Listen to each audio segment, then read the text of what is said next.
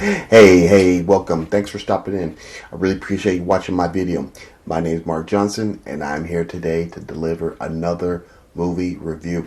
The movie I'll be reviewing today is Guillermo del Toro's Pinocchio. It is a 2022 film released through Netflix.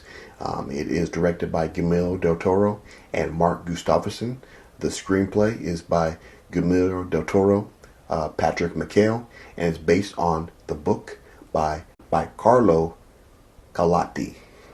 A father's wish magically brings a wooden boy to life in Italy, giving him a chance to care for the child.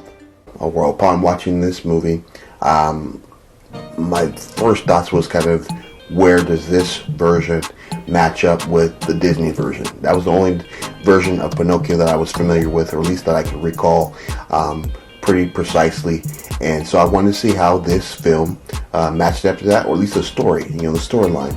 We still have Geppetto, and he, in this version, has a son. I think in this version, there is a lot more, in a sense, things that relate to real life or experiences, being that it takes place in Italy. There are actually some real name characters like Mussolini, and just kind of things like that makes it a little more grounded than something that's more fantastical, like I would say, like in the Disney film. But we meet Geppetto. He has a son named Carlo, and at a certain point, through some of the things that happen in war, his son's taken away from him, and Geppetto is definitely distraught. He's just very devastated that he's lost his son. There are spirits that have taken pity on him, and in his sense of trying to find something to kind of fill that void, he makes a puppet. The spirits grant this puppet life, and the puppet comes to life, and we know as Pinocchio. Upon meeting Pinocchio, Geppetto is just very dumbfounded. Doesn't know how to react, doesn't know how to care for it, and this leads to a lot of back and forth, in the sense that Pinocchio knows he wants to be loved. Geppetto knows he wants to love somebody, but they can't seem to get together. In a moment of trying to figure things out, or at least clear his head, Geppetto goes to church and leaves Pinocchio at the house. But Pinocchio gets free. He goes to church, and he exposes himself to the community, and now the community is wondering who this new figure is, in the sense that, is it a demon, is it from the devil, these kind of things, while other characters look at it as the new or the future, being that there is this theme or reoccurring theme of war plays in the background of this film.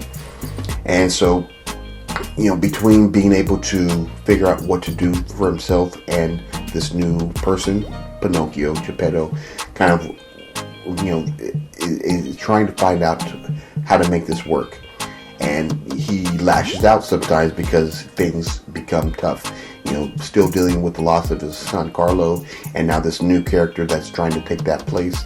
Geppetto has some issues, but at the same time, Pinocchio is naive. He doesn't necessarily know the way of the world. He has a sense. We also have the cricket. It's not Jiminy Cricket, but we have the cricket, who is supposed to be there to kind of help guide him, or at least just take note of the story of Pinocchio and his life. And at a certain point, this naivety that Pinocchio has and wanting to help Geppetto sends him off to the circus. He finds a way to get involved with that, and he's taken away with the circus. And at this point, Geppetto knows his purpose. He's supposed to find Pinocchio and make him, in a sense, not necessarily a real boy, but to help him grow up. I would say for this film, this is, like I said, a different version of what maybe you're familiar with Pinocchio. I think in my first viewing of this film, I was just kind of really just trying to see how different it was. In my second viewing, and after seeing the featurette explaining how intensive this film was to make, being that it is a stop motion animation type film, it's not just your everyday animation. This is very in-depth kind of animation, in the sense that one's movement by movement is done to create this film in its entirety. And this film is almost 2 hours long, so you got to think about how intense that was, and then also how much detail they put into this film to create the characters and the quirkiness and just kind of the whole atmosphere, world that they have created within this film. Upon seeing the featurette, I was more in awe of this film at that point, understanding what it took to make this film. So, my review for this film, Guillermo del Toro's Pinocchio, a 2022 film release, directed by Guillermo del Toro and Mark Gustafsson. I'm giving this film a solid 5. I feel this is a very high-level animation. I think the way they made the characters and all of the levels that they went through to create this, when they really probably didn't have to, again, is a kudos to Guillermo del Toro and his staff. And I feel that just even the story was told in a way that, you know, made it even more fantastical than what I remember. I mean, there's definitely some different elements, but I think I like the way it went in the sense that it made characters more real. It made some of the fantasy even more fantastic and maybe even more intriguing. So if you like this review, make sure to give it a thumbs up. If you like what I'm doing with the channel, because you've seen other reviews or other content, make sure to subscribe. And then if you've seen this film, or if you want to suggest a film that I watch and a review, leave all of that in the comment box below.